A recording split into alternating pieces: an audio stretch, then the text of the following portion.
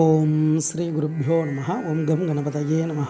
நம்ம ஸ்ரீநிகேதன் வலைதளம் வாயிலாக முருகப்பெருமானுடைய சஹஸ்ரநாமத்திலிருந்து தினமும் ஒரு நாமாவளியை சிந்திச்சுட்டுருக்கோம். இன்றைய தினம் 45வது நாமாவளியாக ஓம் அதிருஷ்யாய நமஹ.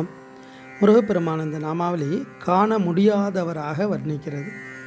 முருகனுடைய உருவம் அதனுடைய பிரபாவத்தை சொல்வதற்காக காண்பதற்கு அறியாதவராக, அதாவது காண்பறிய பேர் ஒளியே அப்படின்னு சொல்கிறார் இல்லையா, அந்த நிலை. அப்போ அந்த பேர் ஒளியில் அவருடைய உருவம் என்ன அப்படின்றது நம்மளால் பார்க்க முடியாது. அப்பேற்பட்ட பெரும் ஜோதி ஸ்வரூபமாக பிரம்ம நிலையில் இருக்கக்கூடியவர் பரம்பொருள். அப்பேற்பட்ட அந்த இறைவனை பார்க்கணும் அப்படின்னா நம்ம சாதாரண கண்ணால் பார்க்க முடியாது அப்படின்றது அவருடைய தத்துவம். அதனால்தான் கிருஷ்ண பரமாத்மா கூட அர்ஜுனர் இருந்தாலும் விஸ்வரூப தரிசனம் கொடுக்கும் பொழுது ஞானக்கண்ணை கொடுத்து பார்க்க வைக்கிறார். அது மாதிரி இறைவன் பேரொளியாக இருக்கக்கூடியவன். அப்பேற்பட்ட அந்த இறைவனை நாம் உணர்வதற்கு ஞானக்கண்ணானது மிக உதவியாக இருக்கக்கூடியது. ஞானத்தின் மூலமாக தான் எல்லா விதமான பாக்கியத்தை எல்லாம் ஒவ்வொரு உயிர்களும் அடைய முடியும். அப்பேற்பட்ட அந்த ஞானத்தை கொடுக்கக்கூடியவரும் முருகப்பெருமான் தான்.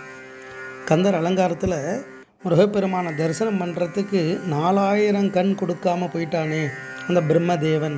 அவனுக்கு 4 முகம் இருக்குது, ஆனால் நமக்கு இந்த 4000 கண்ணை கொடுக்காம விட்டுட்டாரே அப்படின்னு கந்தர் அலங்காரத்தில் அழகாக சொல்லுவார்.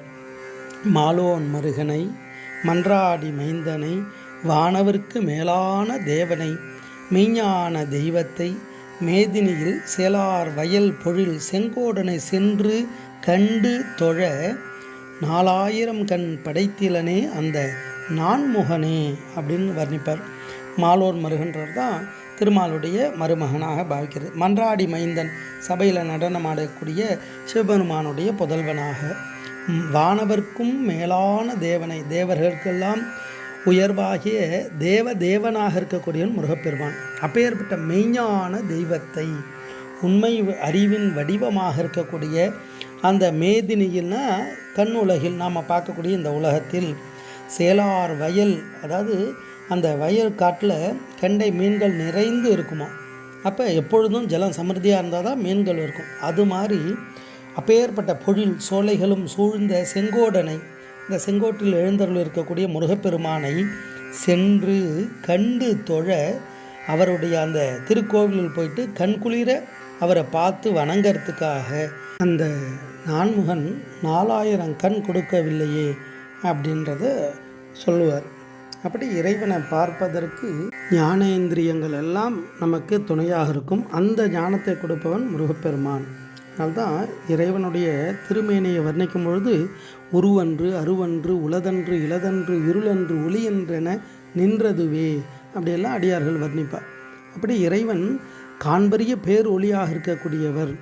அந்த தத்துவார்த்தமான வர்ணனை தான் காண முடியாதவராக வர்ணிக்கிறது. அப்போ காண முடியாதவரை காணணும், பார்க்கணும் அப்படின்னா அதுக்கு என்ன செயல்படணும் அப்படின்னா அதை தான் அடியார்கள் எல்லாம் செஞ்சுருக்கா. தேடி தேடி கண்டு கொண்டேன் திருமாலுடன் நான் முகனும் தேடி தேடனா தேவனை என்னுள்ளே தேடி கண்டு கொண்டேன் அப்படின்றார். நாடி நாரணன் நான்முகன் என்றிவர் தேடியுங் திரிந்துங் காண வல்லரோ மாட மாளிகை சூழ்த்தில்லை அம்பலத்தாடி பாதம் என் நெஞ்சுள் இருக்கவே அப்படின்றார் அப்பர் சுவாமிகள். அப்படி நம்மளுடைய ஹிருதய குகையில் இருக்கார். அதனால் அவருக்கு பல நாமத்தில் குகன்னே ஒரு பேர்.